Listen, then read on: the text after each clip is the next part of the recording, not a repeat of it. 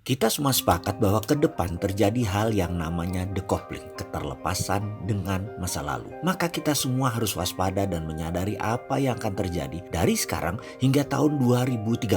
Karena bukan goncangan yang didapat tetapi keterlepasan dengan apa yang akan terjadi di masa akan datang. Terutama dalam bidang bisnis dan beberapa sektor kehidupan seperti gaya hidup. Contoh yang paling nyata adalah bagaimana bisnis di masa lalu yang terikat dengan ruang dan waktu, kantor yang besar, pegawai yang banyak, bisnis yang pakai aturan pemerintah atau regulator mendadak menjadi cair tanpa jalannya peraturan pemerintah karena sudah cross border country antar negara sehingga bisnisnya tumbuh lebih cepat dari peraturan sebuah negara. Misalnya bisnis digital yang merusak, yang mendistrap retail shop seperti Matahari, Ramayana, department store seperti Sogo, Metro, dan di dunia puluhan nama besar department store sudah tumbang. Lalu perusahaan seperti Grab, Gojek yang tidak punya aset motor dan mobil, tidak bayar BPJS, tidak bayar pajak kendaraan, tidak bayar STNK, tidak punya satupun kafe atau resto di GoFood-nya, membuat berbisnis menjadi ringan karena fokus pada tujuan utamanya, yaitu mendistribusikan barang atau mendistribusikan orang. Ada satu hal yang saya sendiri mungkin shock adalah pemikiran dari seorang anak muda berusia 22 tahun yang bermitra dengan saya yang mengusulkan untuk membuat Ruang Belajar, sebuah digital platform tingkat universitas, di mana dia mengatakan, "Pak, saya yakin Pak, Menteri Pendidikan, Pak Nadiem ke depan akan mendistrap dunia pendidikan karena saya sudah pelajari apa dan bagaimana otaknya seorang Nadiem Makarim. Dia pasti tahu sekali bahwa dalam pendidikan faktor biaya terbesar adalah ruang kelas dan guru. Di mana dalam pendidikan poinnya adalah seseorang harus memiliki ilmu, memiliki informasi dan memiliki keterampilan berkarya. Dan untuk memiliki ilmu, mendapatkan informasi dan keterampilan berkarya tidak perlu ruang kelas yang besar dan guru yang banyak. Apa yang akan terjadi kalau semua itu digiring ke arah digital, di mana ruang kelasnya bisa dipakai di mana saja, dipakai bergiliran dan gurunya jadi digital. Itu sekolah dan kampus tinggal separuh